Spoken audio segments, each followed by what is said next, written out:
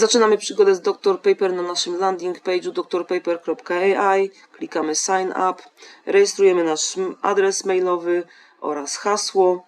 Następnie zostaniemy przekierowani na stronę logowania, podajemy ponownie adres mailowy i hasło i logujemy się. Po zalogowaniu trafiamy na stronę My Articles. Tu będą pojawiać się artykuły, które stworzymy za pomocą Dr. Paper. Stwórzmy pierwszy. Najpierw tworzymy bazę wiedzy. Tutaj dodajemy pliki, z którymi chcemy rozmawiać.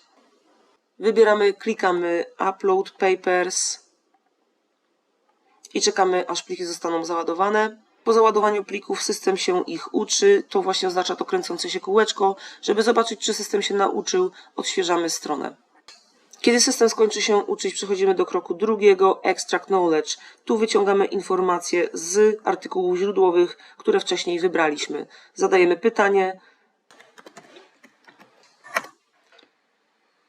i otrzymujemy odpowiedzi. Dostaliśmy 13 odpowiedzi, kolejne są pod tą pierwszą. Jeżeli ją przerzucimy na prawo, Add Sentence Here, pojawią się nam kolejne odpowiedzi. Po prawej stronie nadajemy tytuł artykułowi. Jak również możemy stworzyć nową strukturę, czyli dodać nowe chaptery, które pojawiają się zaraz pod Introduction. Nadajemy im tytuł. Możemy dodać więcej chapterów. Kolejność chapterów możemy dowolnie zmieniać. Pozostałe zdania możemy przerzucać do wybranych rozdziałów. Oczywiście tematycznie dobieramy informacje tak, by stworzyć repozytorium wiedzy na dane tematy. Tu usuwamy informacje, które nas nie interesują. Na koniec zapisujemy repozytorium wiedzy. W kolejnym kroku przechodzimy do pisania naszego tekstu ostatecznego. Wybieramy rozdział, z którym chcemy pracować, wybieramy zdanie, które chcemy sparafrazować, a zatem pozbyć się plagiatu. W tym momencie po sparafrazowaniu możemy to zdanie edytować, możemy dodawać informacje, usuwać, dopisywać to, co chcemy i zapisywać. W tym momencie mamy już stworzoną naszą informację. Tak działamy z każdym kolejnym zdaniem. Możemy parafrazować kilka zdań naraz, edytujemy w tym miejscu, po edycji sejwujemy, zapisuje się jako kolejne zdanie. Uwaga, w tym momencie nie ma możliwości zapisu edycji tutaj na etapie po zapisaniu parafrazy.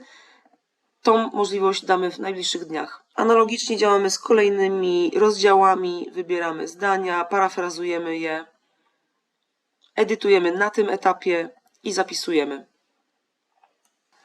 Po sparafrazowaniu wszystkich zdań i edycji według naszych potrzeb możemy przejść do kolejnego kroku Generate Abstract. Abstrakt zostanie wygenerowany na podstawie wszystkich informacji stworzonych na kroku trzecim, a zatem parafraz oraz naszych własnych myśli, które zapisaliśmy. Abstrakt zawiera 200 słów. Możemy go zapisać. Następnie przechodzimy do kroku ostatniego, formatowania artykułu. W tym momencie nie ma możliwości wybrania journala. Prosimy Państwa o informację, z jakich journali korzystacie i takie będziemy implementować, żeby sformatować całość artykułu pod format wybranego journalu. Natomiast w tym momencie możecie Państwo wybrać format referencji, jaki Was interesuje,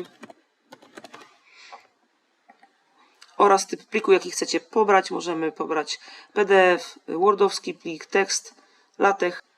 Wygenerowany plik zawiera tytuł, imię i nazwisko, które podajemy w profilu, tekst, który stworzyliśmy na etapie trzecim, przypisy oraz linki do artykułów źródłowych, z których korzystaliśmy.